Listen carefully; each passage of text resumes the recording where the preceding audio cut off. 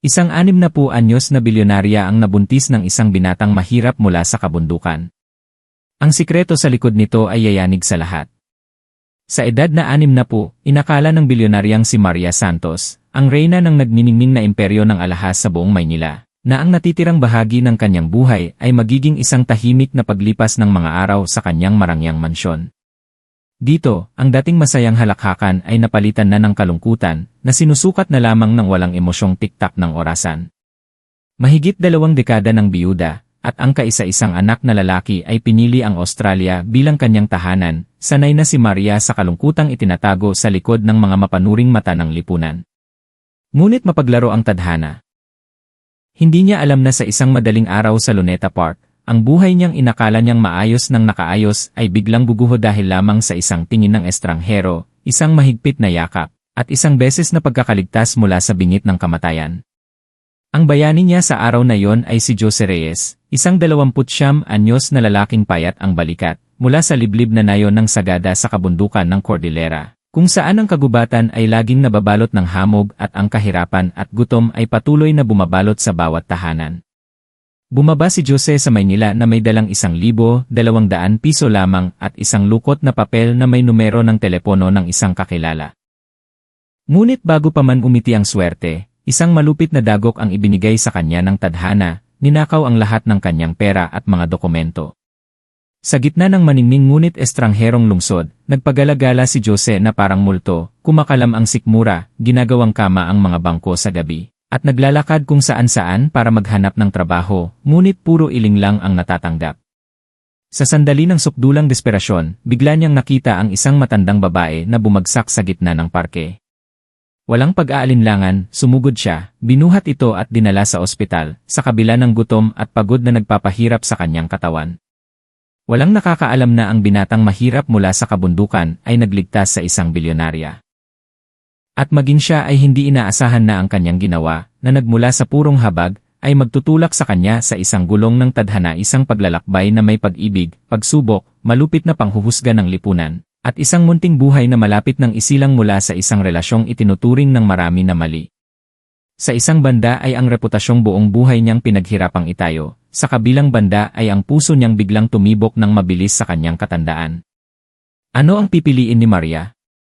Sa isang banda ay ang simpleng buhay sa mahirap na nayon, sa kabilang banda ay ang pagkakataong baguhin ang buhay, ngunit may kasamang unos ng iskandalo. Anong landas ang tatahakin ni Jose? Ang kwento ni Maria Santos at Jose Reyes ay hindi simpleng relasyon ng amo at utusan, at lalong hindi isang katawa-tawang pag-ibigan tulad ng masasamang sabi-sabi. Ito ay paglalakbay ng dalawang malungkot na kaluluwa na nagtagpo sa pinakatotoong sandali ng kanilang buhay. At nang matuklasan ni Maria na buntis siya sa edad na 60, doon talaga nagsimula ang bagyo. Tinalikuran ng pamilya, hinusgahan ng lipunan, at ang kaisa-isang anak ay galit na nagbantang itatakwil siya. Nag-alab ang opinyon ng publiko na parabang ito ay isang kasalanang hindi mapapatawad. Ngunit kaya bang talunin ng malupit na panghuhusga ang isang tunay na pag-ibig? Magkakaroon kaya ng sapat na lakas ng loob sina Maria at Jose na sabay na tawirin ang unos upang protektahan ang kanilang anak at ang katotohanan ng kanilang pinanghahawakan? Sabay-sabay nating subaybayan ang paglalakbay na ito ng pagiging totoo sa sarili, isang kwentong puno ng pagsubok, ngunit hitik din sa pagmamahal sa pagitan ng dalawang kaluluwang tila nawawala sa mundo. Sa pagbubukang liwayway, ang makapal na hamog ay bumalot sa mga burol ng Sagada, ang pinakamahirap na nayon sa kabundukan ng Cordillera. Ang manakanakang tilaok ng manok ay humahalo sa ihip ng hangin sa mga lumang bahay kubo, na tila sinusubukang pigilan ang pag-usad ng oras. Sa kusinang puno ng usok, nanginginig na ginamit ni Nanay Elena, ina ni Jose Reyes, ang kanyang mga kamay na may rayuma upang mabilis na ibalot ang kaning lamig sa isang lumang telang bag na paralisa ang kanyang mga binti matapos ang isang malubhang atake ng malarya 3 taon na ang nakalipas. Mula noon, ang bigat ng paghahanap buhay para sa buong pamilya ay napasan sa balikat ng kanyang kaisa-isang anak na lalaki. Si Jose, 29 anyos, matangkad at payat, ang balat ay maitim dahil sa araw at hangin, ang mukha ay may bakas ng katatagan ngunit ang mga mata ay laging may taglay na kabaitan. Ngayong araw, suot niya ang kupas na niyang polo, pantalon na tagpi-tagpi sa tuhod, at sinelas na pudpud na. Sa kanyang balikat ay isang sirang backpack, na naglalaman lamang ng ilang lumang damit, isang tuwalya, at ang kaning binalot ng kanyang ina. Jose, anak, wala akong mahalagang maibibigay sa'yo.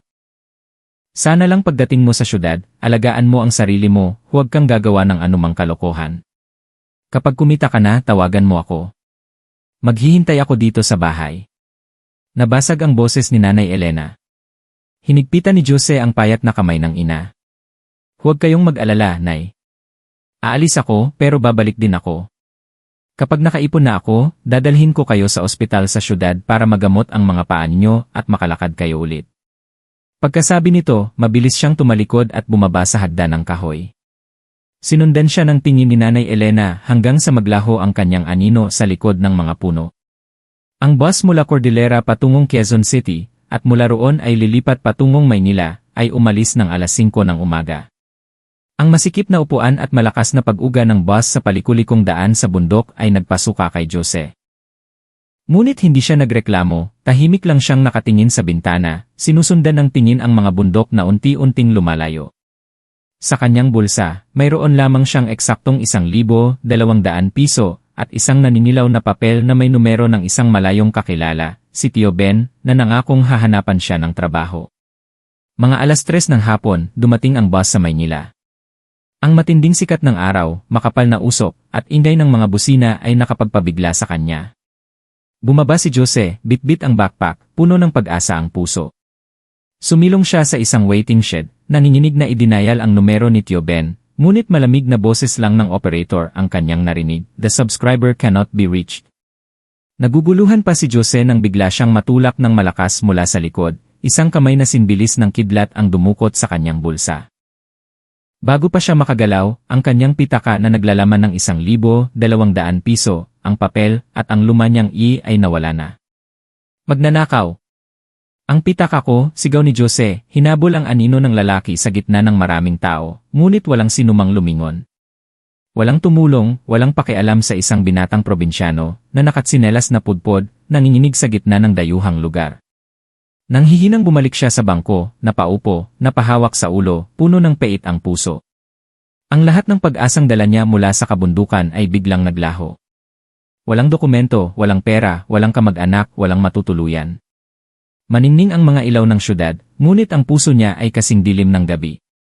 Nang gabing iyon, nakahanap siya ng silungan sa isang saradong tindahan, tahimik na umupo, binuksan ang backpack, at kinain ang kaning binalot ng ina. Tuyo na ang kanin, at sobrang alat ng asin, ngunit iyon na lang ang natitirang pag-asa niya.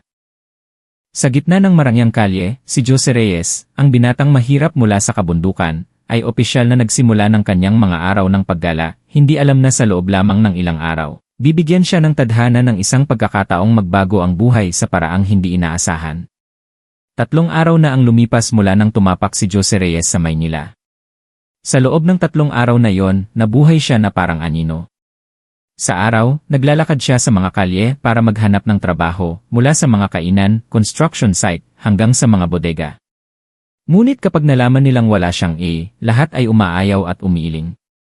Sa gabi, natutulog si Jose sa mga bangko, minsan sa ilalim ng tulay, mahigpit na yakap ang backpack na tila ito na lang ang huli niyang ari-arian. Gutom na gutom siya, uhaw at pagod. Isang araw, nakapulot siya ng isang piraso ng tinapay na itinapon sa tabi ng daan, nakabalot sa dyaryo. Inalisan nito ni Jose ng alikabok, dahan-dahang ninuya na parabang bawat piraso ay init mula sa kanyang ina sa bundok. Isang Huwebes ng hapon, naglalakad si Jose sa Luneta Park, kung saan madalas mag-ehersisyo ang mga taga-syudad. Hindi na niya kayang maglakad pa, mabigat na ang kanyang mga paa at kumakalam ang sikmura. Umupo siya sa isang bangko sa ilalim ng puno, sumandal at tumingala. Malamig ang hangin, ngunit hindi nito mapawi ang gutom na nararamdaman niya. Siguro kailangan ko nang umuwi, bulong niya sa sarili, nagbabadyang tumulo ang luha. Kung mananatili ako dito, mamamatay lang ako sa gutom. Sakto sa sandaling iyon, mula sa malayo, isang matandang babae na nakasuot ng kulay abong sportswear, balingkinitan ang katawan, ang dahan-dahang tumatakbo sa daan.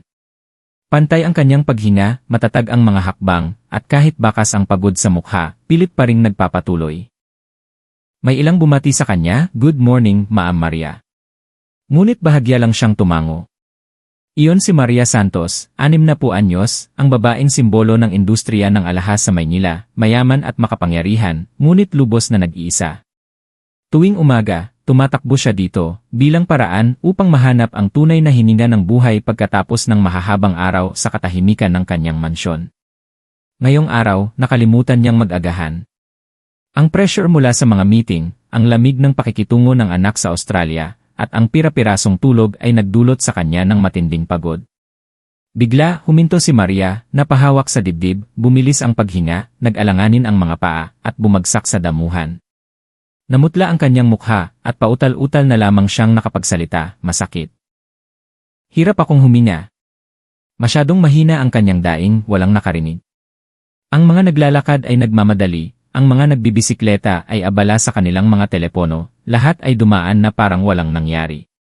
Tanging si Jose, na nakaupo mga 20 hakbang ang layo, ang tumayo. Nakalimutan niya ang gutom, ang kanyang kahabag-habag na kalagayan. Tumakbo siya at lumuhod sa tabi ng babae. Ma'am, anong nangyari sa inyo? Naririnig niyo po ba ako? Nag-aalalang tanong ni Jose.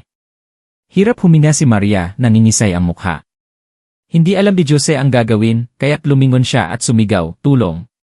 May hinimatay, tulungan niyo kami.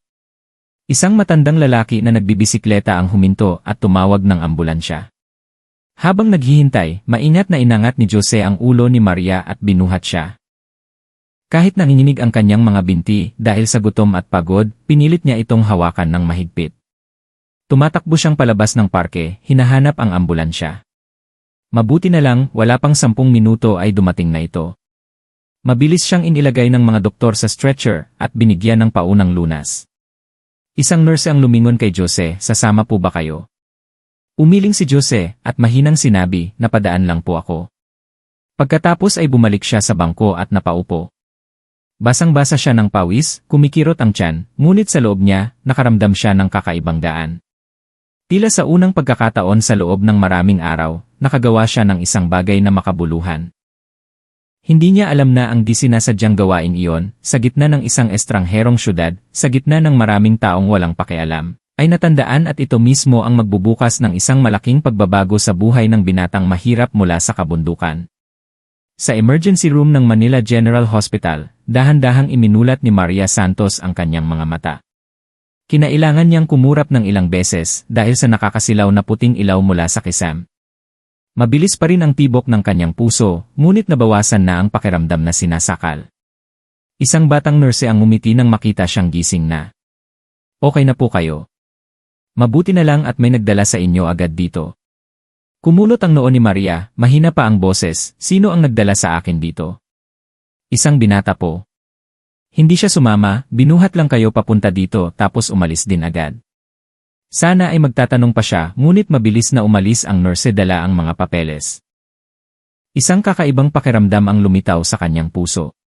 Sa dami ng mga taong dumadaan, bakit isang estrangherong binata lang ang handang tumulong, walang hinihinging kapalit, walang pag-uusisa, at ni hindi man lang naghintay para sa isang pasasalamat. Nakahiga doon si Maria, gulong-gulo ang isip tungkol sa mabait na estranghero. Ang taong hindi niya alam ang pangalan, hindi matandaan ang mukha, tanging ang pakiramdam na lang ng mga bisig na yumakap sa kanya nang mahigpit sa gitna ng isang mataong ngunit malamig na syudad. Kasabay nito, si Jose Reyes ay nakabaluktot sa isang bangko sa parke, sa ilalim ng mahinang dilaw na ilaw.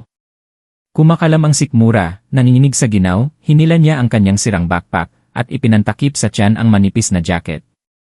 Walang makakain na yung gabi, wala ni isang piso sa bulsa, ngunit payapa ang kanyang kalooban. Naalala niya ang maputlang mukha ng babaeng hinimatay sa parke, ang takot sa mga mata nito habang nakatingin sa kanya. Hindi niya kayang iwanan ito, hindi dahil sa kuryosidad, kundi dahil iyon ang likas na ugali ng mga taong lumaki sa kabundukan kapag may natumba, tutulungan, kapag may sakit, ililigtas. Gayunpaman, pagkatapos ng kanyang kabayanihan, isa pa rin siyang estrangherong naglalakbay sa maningning na lugar. Walang nagtanong ng pangalan niya, walang gustong malaman kung sino siya, at wala rin siyang inaasahan. Kinabukasan, mas maaga kaysa karaniwan gumising si Jose.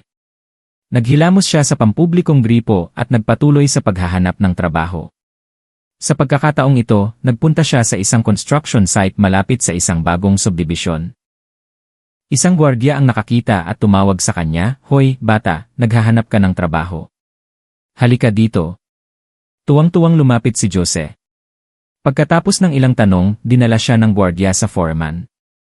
Ang foreman, matangkad at malaki, nakasuot ng reflective vest, ay tiningnan si Jose mula ulo hanggang paa at kumunot ang noo, "Wala kang i." Tumango si Jose, "Opo, nanakawan po ako, pero malakas po ako, masipag, at kayang-kaya ko po ang mabibigat na trabaho." Nag-isip sandali ang foreman at tumango. "Sige, subukan mo. Ang sahod ay 200 piso sa isang araw. Kung maganda ang trabaho mo, itutuloy natin." Yumuko si Jose para magpasalamat, halos maiyak sa tuwa. Pagkatapos ng 3 araw na parang anino, sa wakas ay may nagbigay sa kanya ng pagkakataon. Nagsimula siya agad sa trabaho. Ang pagiging construction worker ay napakabigat, naghahalo ng semento, nagbubuhat ng mga bloke, ngunit hindi nagreklamo si Jose. Mula pagkabata, sanay na siya sa hirap, sa init ng araw at lamig ng ulan sa gubat. Basta't may maipapadala sa ina para pambili ng gamot at pampaayos ng kanilang tumutulong bubong, titiisin niya ang anumang pagod.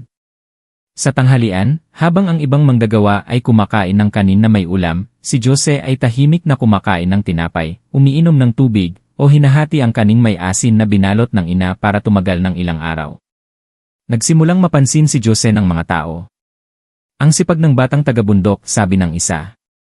"Siguro sobrang hirap sa probinsya nila, kaya napilitang magtrabaho dito," sabi naman ng isa pa. Hindi ito pinansin ni Jose, nakatuon lang siya sa trabaho. Ang pawis ay magiging pera. At ang pera ang magliligtas sa kanyang ina. Nang hapong iyon, habang nagtutulak ng kariton ng buhangin malapit sa isang itinatayong mansyon, nakita ni Jose ang isang babae na bumaba mula sa isang itim at marangyang sasakyan. Nakasuot ito ng eleganteng damit na kulay ube, may malapad na sombrero, at maharlika ang tindig. Tiningnan niya ang buong construction site bago huminto sa foreman. Naglabas siya ng mga dokumento, malinaw at tiyak ang boses, "Bakit hindi pa tapos ang pundasyon? Nabayaran ko na ng buo ang lahat ng gastos." Kabadong nagpaliwanag ang foreman. Hindi ito pinansin ni Jose, nagpatuloy lang siya sa kanyang trabaho. Ngunit nang dumaan ang babae, bigla itong huminto. Nagtama ang kanilang mga mata. Ang mukhang iyon, ang mga matang iyon, bakit pamilyar? Lumapit si Maria, tinanggal ang kanyang salamin, at tinitigang mabuti si Jose. Ikaw yung lalaki sa parke, hindi ba?" Natigilan si Jose. Tumingin siya at nauutal na sumagot.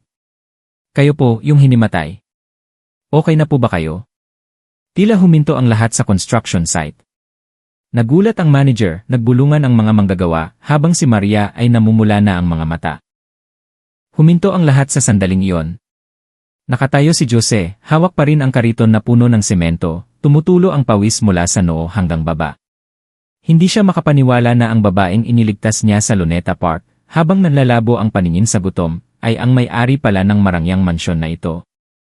Dahan-dahang lumapit si Maria, bahagyang hinahangin ang kanyang kulay ubeng palda. Matagal niya itong tinitigan bago magsalita, mahina ngunit nanginginig, "Hindi ko makakalimutan ang mga matang iyan. Ikaw ang nagdala sa akin sa ospital, hindi ba?" Tumango si Jose, nahihiya. "Nakita ko lang po kayong natumba kaya tinulungan ko po kayo. Wala po akong ginawang malaki." Nagsimulang magbulungan ang ibang manggagawa. "Teka, iniligtas ng batang yan si Maam. Aba, tapos ngayon, nagtutulak lang siya ng buhangin para sa atin." Pati ang foreman ay hindi makapaniwala. Kinamot niya ang ulo at sinabing, "Kilala niyo po pala siya, Maam." Bago lang po siya, napakasipag magtrabaho. Hindi sumagot si Maria.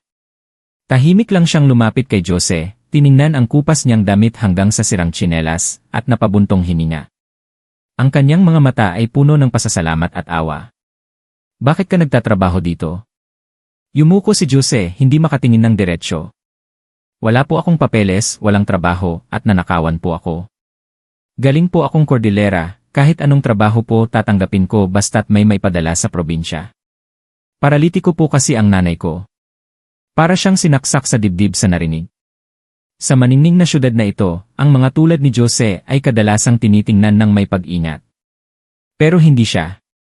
Nakita niya kay Jose ang isang purong kabaitan, isang bagay na hindi kayang bilhin ng pera.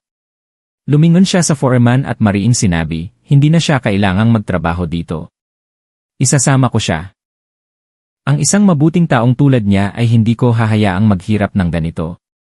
Nanlaki ang mga mata ng foreman. Seryoso po kayo, ma'am? Mabilis na umiling si Jose, huwag po, ma'am. Okay na po ako dito. Ayoko pong makaabala. Ngunit mumiti lang si Maria.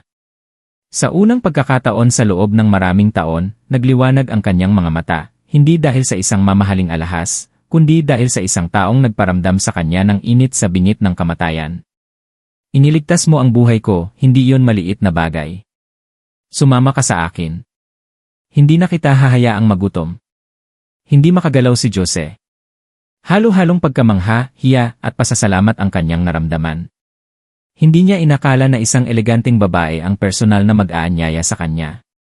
Tiningnan siya ng ibang manggagawa ng may pagtataka at inggit. Tinapik ng isa ang balikat ni Jose, sinwerte ka na, Brad. Umalis ang itim na sasakyan mula sa construction site. Si Maria ay nasa likod, si Jose ay katabi ng driver, hindi alam kung saan ilalagay ang mga kamay. Nakatingin siya sa labas, hindi pa rin makapaniwala sa nangyayari.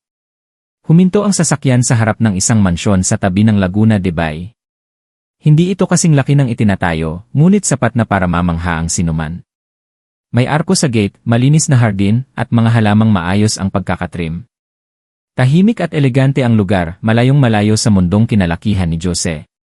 Pasok ka, mahinang sabi ni Maria. Pumasok si Jose na mangha. Nakita niya si Ate Lorna, ang kasambahay, na nagpupunas ng hagdanan at nagtatakang tumingin sa kanya. Sino po siya, ma'am? Ang taong nagligtas sa akin. Mula ngayon, dito na siya titira. Dito na po talaga. Kailangan ko ng kasambahay na marunong mag-drive. Mag-aaral siya, ako ang magtuturo. Namutla si Jose. Ako po. Pag-aaralin niyo pong mag-drive. Tumango siya. Walang sinuman ang ipinanganak na alam na ang lahat. Pero kung gusto mo talagang baguhin ang buhay mo, bibigyan kita ng pagkakataon. Nakatayo lang siya ng matagal, pagkatapos ay yumuko ng malalim, garalgal ang boses, salamat po. Maraming salamat po. Tumalikod si Maria, tinatago ang isang munting ngiti. Hindi niya maipaliwanag kung bakit gusto niyang kukupin ang binatang ito. Siguro dahil sa mga mata nito nang buhatin siya walang takot, walang pagkalkula, tanging purong katapatan. At si Jose, nang gabing iyon, nakahiga sa maliit na kwarto sa ibaba ng mansyon, nakapatong ang ulo sa unan na amoy bagong laba, hindi makatulog. Hindi niya alam na ang buhay niya ay papasok na sa isang bagong kabanata, hindi lang dahil sa bahay na tinitirahan niya, kundi dahil din sa babaeng nasa itaas na palapag. Ang babaeng, makalipas lang ang ilang buwan, ay makakasama niyang magbahagi ng isang sikretong yayanig sa buong lipunan. Sa mga unang araw niya sa mansyon sa tabi ng Laguna de Bay, pakiramdam ni Jose Reyes ay mas lalo siyang naligaw. Hindi dahil malamig ang lugar, kundi dahil sobrang iba ito sa mundong kinalakihan niya. Walang ihip ng hangin sa mga siwang ng bubong, walang amoy ng nagsisiga, walang anino ng ina na nagbuburda sa labas ng kanilang bahay tuwing umaga.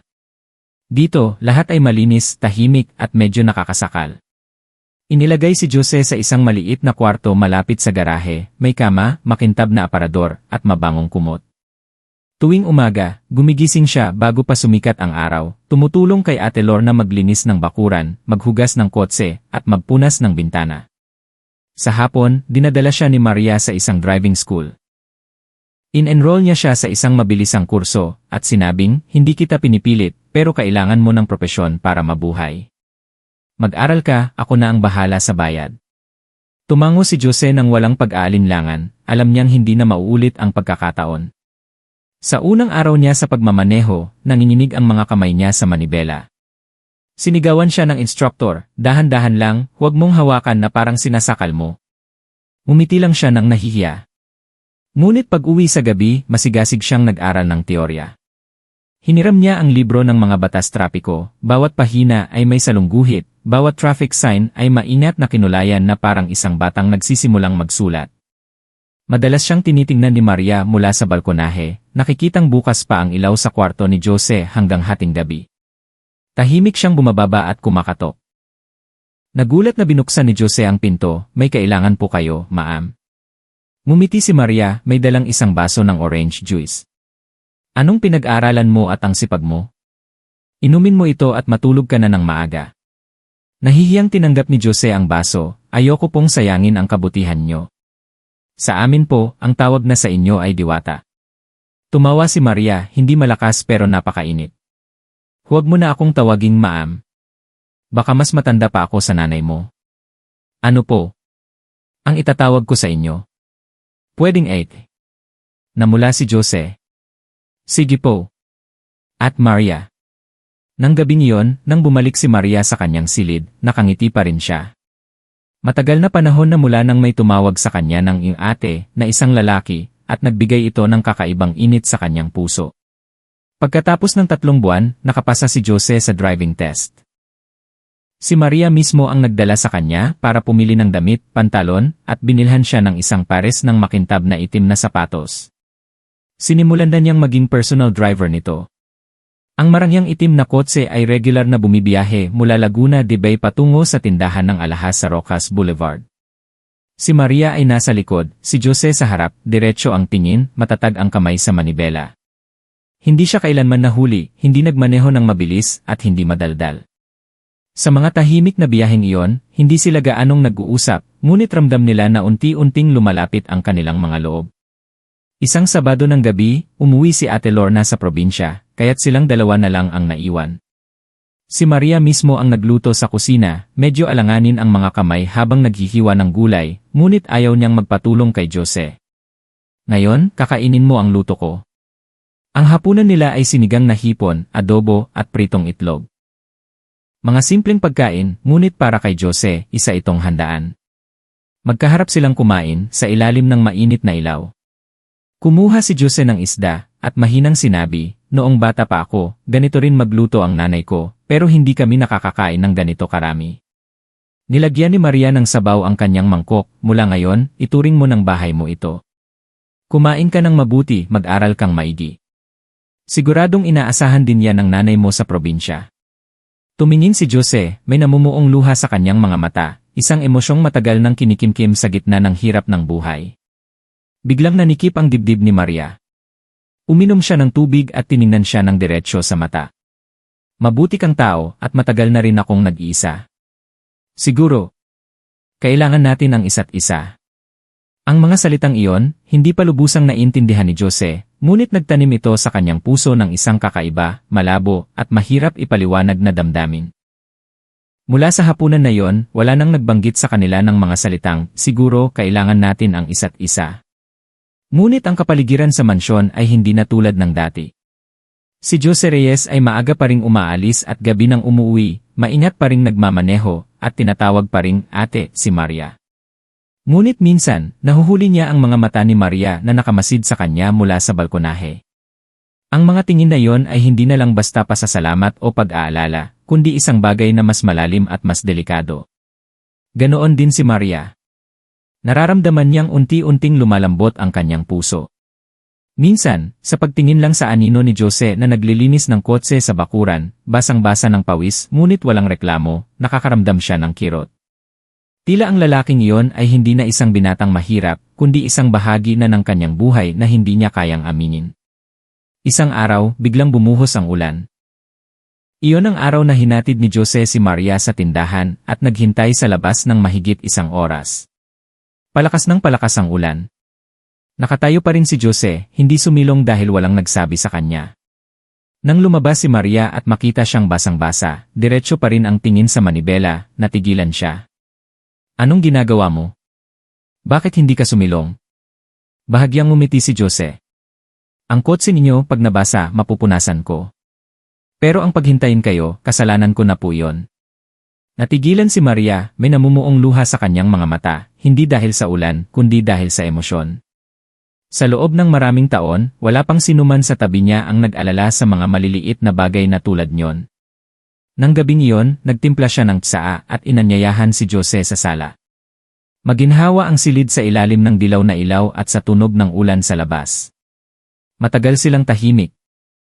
Pagkatapos, sa unang pagkakataon, ikinuwento ni Maria ang tungkol sa kanyang yumaong asawa, si Ricardo Cruz, ang mabait na lalaking kasama niyang nagtayo ng kanilang negosyo mula sa wala. Binuksan nila ang kanilang unang tindahan ng alahas sa Escolta noong 1990 at unti-unting naging pinakamalaking brand sa Maynila. Ngunit bigla itong pumanaw dahil sa stroke sa edad na 49. Mula noon, tahimik na namuhay si Maria, nag-ipon para mapag-aral ang anak sa Australia. Ang anak ko ngayon ay isang software engineer. Magaling siya pero napakalayo ng loob niya. Buong taon hindi tumatawag. Hindi na niya ako kailangan. Puno ng pait ang kanyang boses. Tahimik na nakinig si Jose. Pagkatapos, mahina siyang nagsalita, hindi ka nag-iisa. At least, nandito pa ako. Tumingin si Maria sa kanya. Nagtama ang kanilang mga mata, tila huminto ang mundo. Sa sandaling iyon, walang umiti, walang umiwas. Bawat isa ay tila humaharap sa isang puwang sa kanilang puso, at ang isa't isa ang siyang akmang-akmang piraso na nawawala. Pagkatapos ay ipinatong ni Maria ang kanyang kamay sa kamay ni Jose. Sa unang pagkakataon, ipinaalala mo sa akin kung ano ang pakiramdam ng minahal, mahina niyang sabi. Nang gabing iyon, hindi makatulog si Jose. Bumalik siya sa kanyang silid, nakaupo sa kama, ramdam pa rin ang init mula sa dampi ng kamay ni Maria. Anong ginagawa ko? Siya ang amo ko, mas matanda pa sa nanay ko, bakit ganito kabilis ang tibok ng puso ko? Pilit niyang iwinaksi ito, sinasabing utang na loob lang iyon. Ngunit hindi. Alam niyang, mula sa sandaling iyon, tinamaan na siya. Kinabukasan, pareho silang umaktong parang walang nangyari.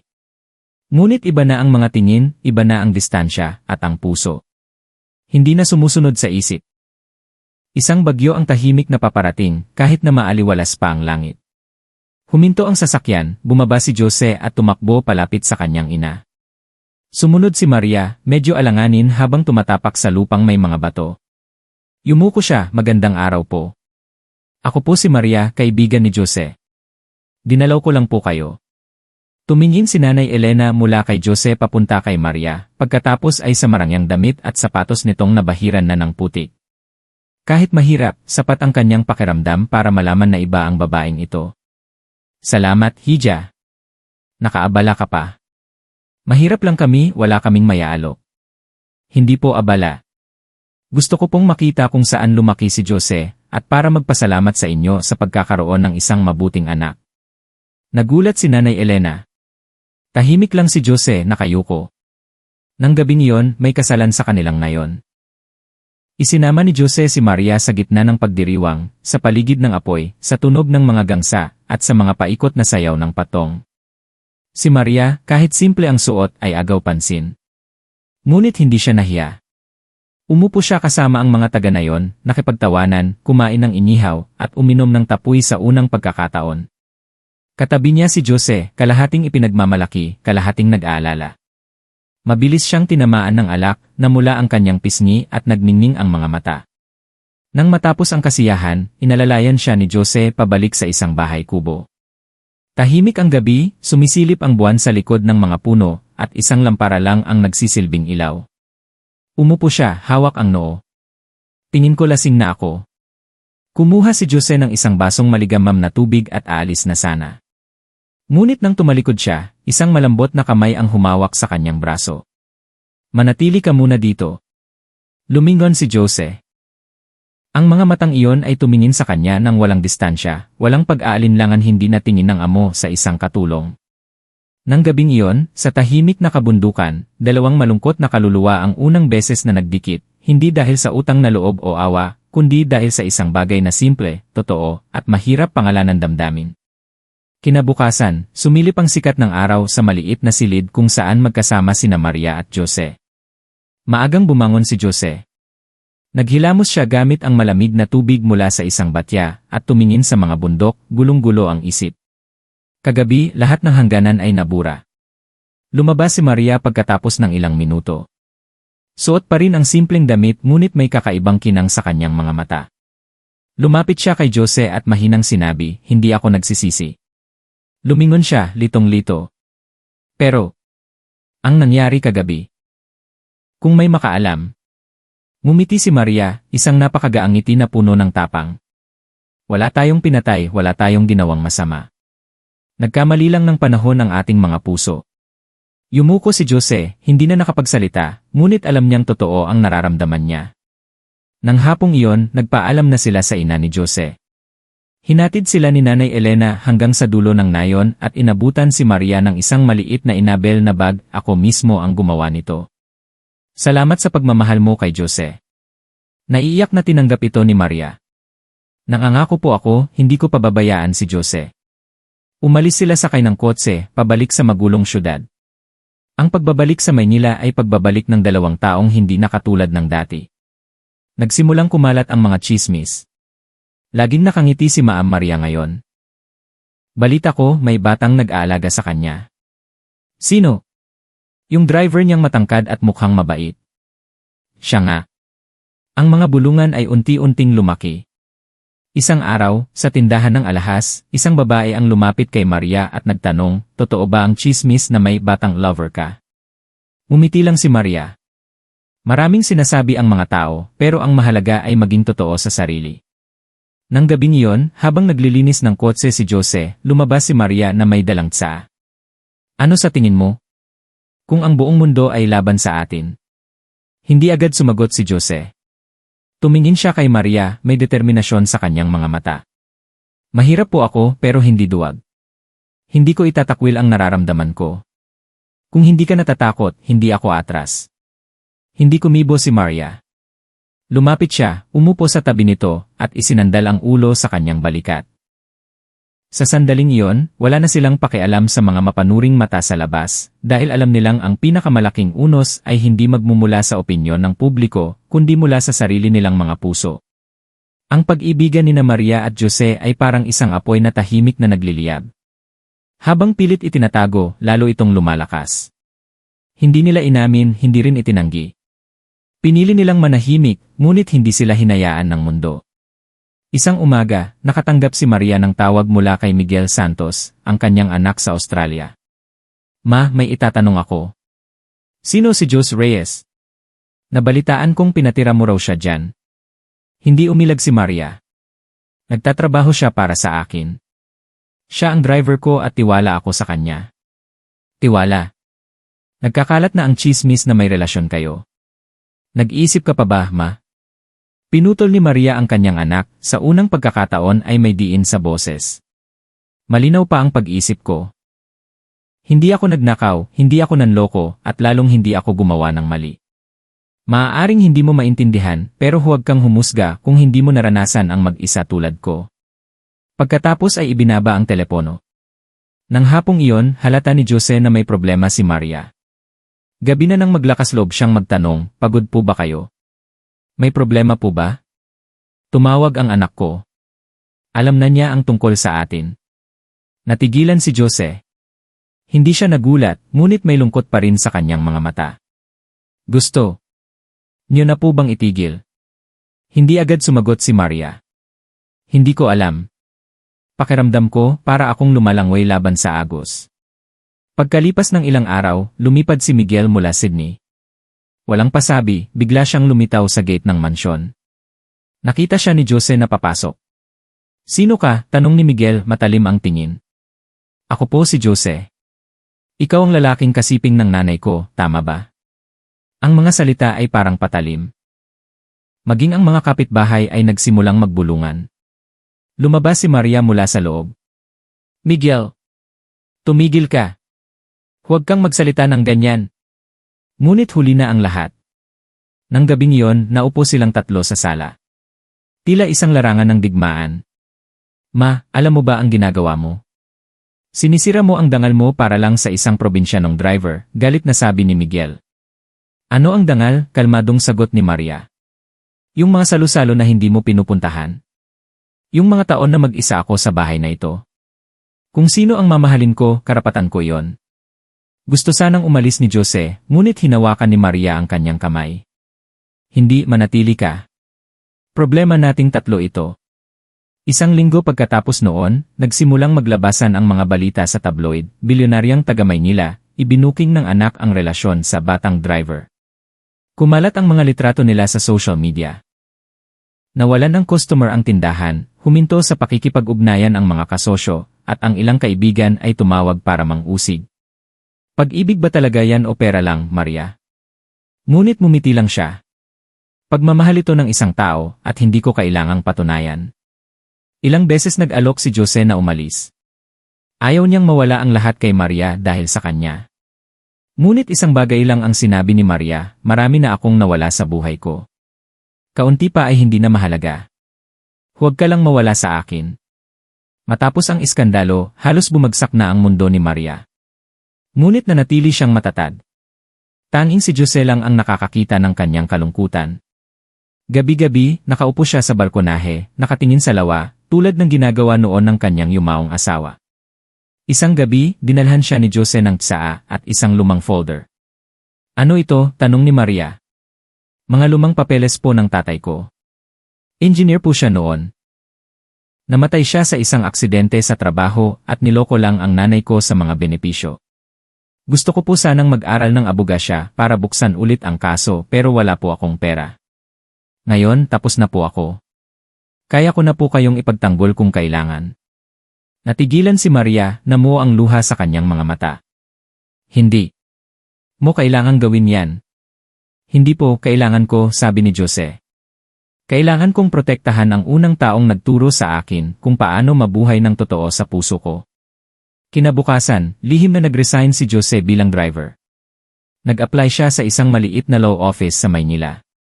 Nagsimula siya muli mula sa simula, nagtatrabaho hanggang gabi, kumakain ng instant noodles, ngunit mas matatag ang kanyang loob kailanman. Gusto niyang umangat sa sarili niyang pagsisikap. Samantala, hinarap ni Maria ang isang malaking pagsubok. Isang matagal ng karibal si M.A. Ocampo ang nagsampa ng kaso laban sa kanya dahil sa umano'y pandaraya sa buwis. Kahit walang sapat na ebidensya, ginamit ito ng media para sirain siya. Isang hapon, tinawagan niya si Jose. Okay ka lang ba? Tanong agad ni Jose. Okay lang, pero mukhang kailangan ko ng isang magaling na abogado, may pait na ngiti niyang sabi. Hindi pa po magaling pero buong puso para sa inyo, sigurado po yan. Makalipas ang 2 araw, opisyal na lumitaw si Jose sa opisina ni Maria bilang kanyang bagong legal representative. Nagulat ang lahat.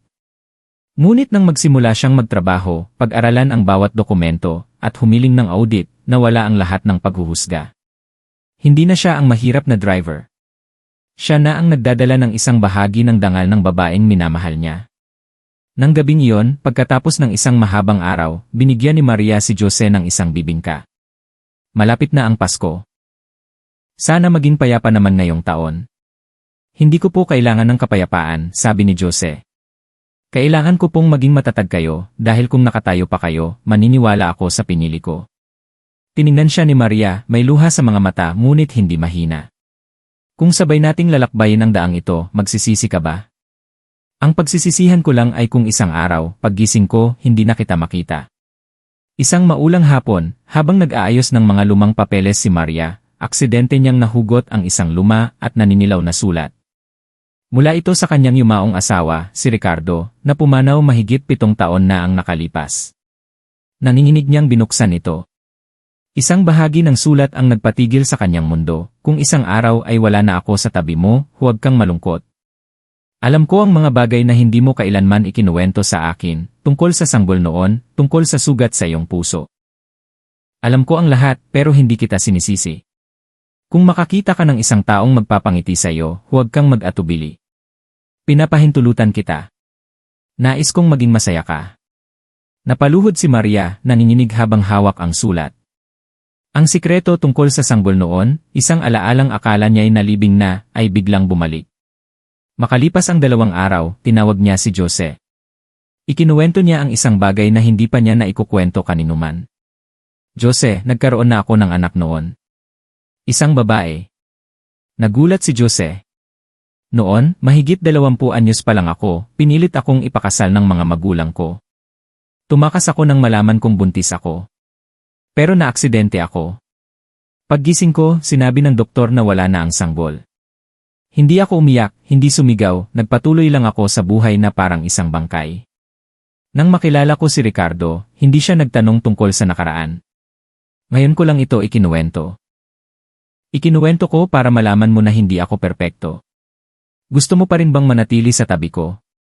Hinawakan ni Jose ang kanyang kamay ng mahigpit. Isa kang tao, hindi isang estatwa. Minahal kita dahil matapang kang mabuhay ng totoo, hindi dahil perpekto ka. Ang sanggol ay bahagi ng nakaraan, pero hindi yon dahilan para mag-isa ka habang buhay. Nang gabing iyon, tumayo si Maria sa harap ng altar ng kanyang asawa. Nagtirik siya ng insenso. Ricardo. Salamat. Magpapatuloy ako sa buhay. At naniniwala akong hindi na ako hahayaan ng lalaking ito na mag-isa pang muli. Ang usok ng insenso ay tila isang pagsang-ayon mula sa kabilang buhay. Pagkatapos ng mga unos, tila nakahanap ng kapayapaan sina Maria at Jose.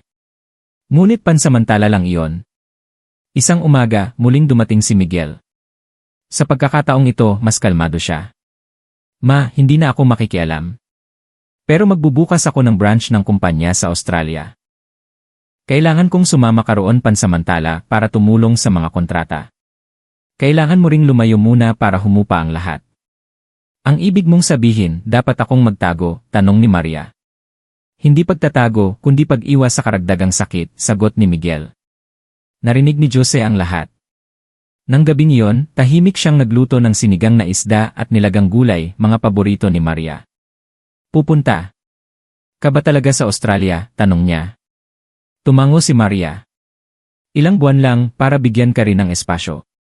Huminto sa pagkain si Jose. Sa tingin mo, kailangan ko ng espasyo?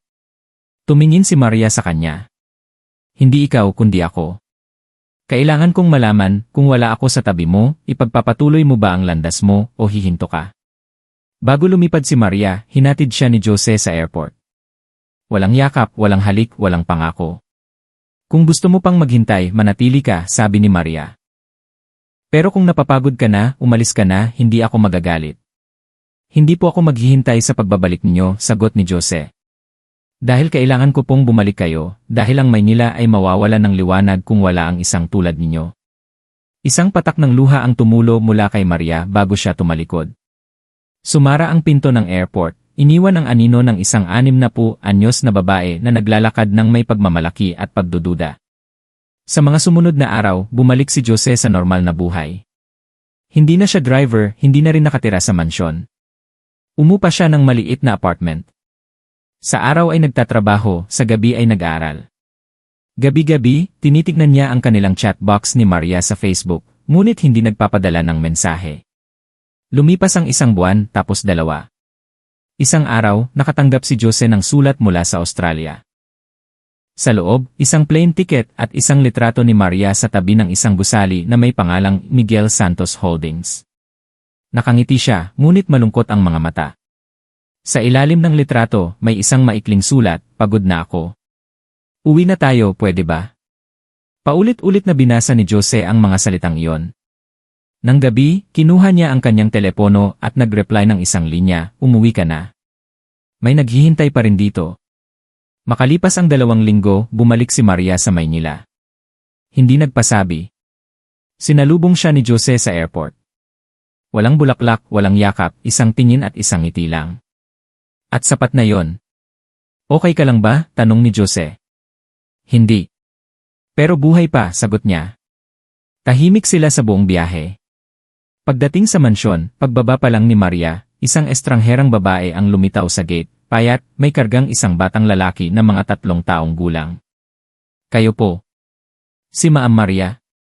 Ako nga. Sino ka? Ako po ang dating asawa ni Jose.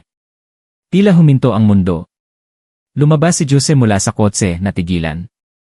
Teresa, anong ginagawa mo dito? Ang babae, si Teresa, ay umiiyak. Hindi ako naparito para manggulo. Gusto ko lang makita ng anak ko ang tatay niya. Hindi ko na siya kayang buhayin. Pupunta na akong China para magtrabaho, hindi ko siya pwedeng isama. Namutla si Maria. Lumapit si Jose. Bakit ngayon mo lang sinabi? Iniwan mo kami, sabi mo kakalimutan mo na ang lahat. Dahil alam kong galit ka sa akin. Dahil iniwan ko ang anak natin sa nanay mo at tumakas. Hindi ko naman alam na pumanaw na pala si nanay. Napunta siya sa tiyahin niya, tapos ipinaalaga sa iba. Ngayon ko lang siya nahanap ulit. Tinignan ni Maria ang bata, may pagkakahawig kay Jose. Walang imik, pinapasok niya si Teresa. Itinago mo ito sa akin, sabi ni Maria kay Jose. Yumuko si Jose. Hindi po sa itinago, kundi hindi ko po kayang sabihin. Ang anak na ito ay hindi bunga ng pag-ibig, kundi ng isang sapilitang kasal sa probinsya. Umalis siya pagkatapos, hindi ko alam na may anak pala kami. Umiiyak si Teresa. Hindi ako mabuting ina. Pero kailangan niya ng ama. Tahimik na nakaupo si Maria, gulong-gulo ang isip. Isang bahagi niya ang nagsasabing ito na ang oras para bumitaw. Ngunit ang isa pang bahagi ay nasasaktan dahil sa sandaling makahanap siya ng masasandalan, saka naman bumuhos ang ulan. Kinabukasan, naglakad siya sa tabi ng lawa. Hinabol siya ni Jose. Kung hindi mo kayang tanggapin ang isang tulad ko, hindi kita masisisi, sabi ni Jose. Lumingon si Maria, namumula ang mga mata. Hindi ko isinusumbat ang nakaraan mo. Ang kinatatakot ko lang, baka sa hinaharap mo, wala nang lugar para sa akin. Makalipas ang 3 araw, naging mabigat ang pakiramdam sa mansyon. Ang bata, si Junior, ay mahiyain at laging yakap ang isang lumang teddy bear. Halo-halong emosyon ang nararamdaman ni Maria, awa, galit, lungkot. Pansamantalang huminto sa trabaho si Jose para alagaan ang anak. Siya na ngayon ay isang ama na natututong magtali ng sapatos at magpatahan ng umiiyak na anak sa hating gabi. Si Teresa, pagkatapos ng 3 araw, ay tahimik na umalis, nag-iwan ng isang sulat, alam kong hindi ako karapat-dapat maging ina niya. Sana lang huwag mo siyang hayaang maligaw tulad ko. Aalis ako para gampanan ang responsibilidad ko sa ibang paraan. Isang maulang gabi, dinala ni Jose si Junior sa bahay ni Maria. Hindi ko po alam kung pwede pa kaming pumunta dito. Pero hinahanap po kayo ni Junior. Binuksan ni Maria ang pinto. Walang imik, yumuko siya, niyakap si Junior at pinapasok. Nang gabing iyon, nagluto si Maria ng lugaw na may itlog na maalat. Masayang kumain si Junior, ang ngiti sa kanyang mukha ang nagpalambot sa puso ni Maria. Tumingin si Jose, puno ng pag-aalala. Kung hindi na po ninyo kaya, aalis na po kami. Ayoko pong masaktan pa kayo dahil sa nakaraan ko. Akala mo ba takot ako sa nakaraan? Sagot ni Maria. Hindi. Takot ako sa ibang bagay. Nananatili ka lang dahil sa utang na loob. Nabasag ang boses ni Jose. Hindi po. Dahil sa pag-ibig. Pero ngayon, may anak na ako. Hindi ko na pwedeng isipin lang ang sarili ko. Nang gabing iyon, hindi natulog si Maria. Pinagmasdan niya si Junior na natutulog. At alam niyang ang pagmamahal sa isang tao ay nangangahulugang pagtanggap din sa kanyang mga pasanin. Kinabukasan, ngumiti siya kay Jose. Pwedeng tawagin ako ni Junior na Lola o sa pangalan ko. Pero mula ngayon, hindi na siya iba. Hindi ko kailangan ng isang pag-ibig na hahangaan ng iba. Kailangan ko ng isang pamilya kung saan kaya kong tumayo ng matatag ng walang anumang kondisyon. Nakatayo lang si Jose. Sa ilalim ng sikat ng araw, nakita niya si Maria sa pinakapayapa nitong anyo. Kung ganoon, mula ngayon, hindi na tayo 2 kundi 3. Isang hapon, biglang dumating si Miguel mula Australia, galit ang mukha. Pumasok siya, tiningnan si Jose at huminto sa batang naglalaro. Kaninong anak yan? Anak ni Jose, matatag na sagot ni Maria. Tumawa si Miguel ng mapait. Isang dating driver, nakatira sa nanay ko, may sariling anak, at tinatanggap pa rin. Hindi lang tinatanggap kundi pinipili, sagot ni Maria. Sinulatan ako ng tatay mo noon. Sinabi niya, kung makahanap ako ng isang taong magbibigay sa akin ng pagkakataong maging totoo, dapat kong gawin yon, hindi ko kailangang panatilihin ang isang imahe para lang sa mga taon ng kalungkutan. Natigilan si Miguel, ngunit hindi sumuko. Paano naman ako? Ang dangal ko. Kung malaman ito ng media, sino pa ang rerespeto sa akin? Tumayo si Jose. Sir Miguel, kung dahil sa akin ay nahihiya kayo, aalis po ako. Hindi, putol ni Maria. Kung may aalis, ako yon. Aalis ako sa kumpanya. Pero hindi ako aalis sa buhay ng lalaking ito. Kung ganoon, pumili ka, sigaw ni Miguel. Ang pamilya, o ang lalaking iyan at ang kanyang anak. 1 segundo, 2 segundo. Sumagot si Maria, walang panginginig. Pinipili ko ang puso ko. Umalis si Miguel nang walang paalam. Umupo si Maria na pabuntong hininga. Lumapit si Jose at hinawakan ang kanyang kamay. Sa gabing iyon, isinulat niya sa kanyang talaarawan, ngayon, pinipili kong mabuhay, hindi para kilalanin ng iba, kundi para hindi pagtaksilan ang sarili kong matandang puso. 2 linggo ang lumipas. Lihim na bumalik si Miguel sa Maynila at nagsimulang mag-imbestiga sa nakaraan ni Jose. Malinis ang record nito. Ngunit isang araw, isang text ang dumating mula sa isang dating kasama sa kulungan ng ama ni Jose.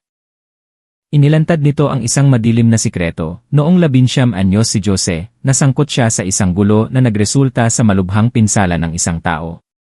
Bagamat napawalang sala siya dahil sa self-defense, ang insidente ang nagpatalsik sa kanya sa kolehiyo. Ang kanyang ama, dahil sa sobrang sama ng loob, ay inatake sa puso at namatay.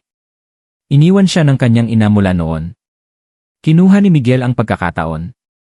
Kumuha siya ng kopya ng police report at ipinadala ito kay Maria, na may kasamang isang malamig na tanong, kaya mo bang ipagkatiwala ang buhay mo sa isang taong muntik nang pumatay?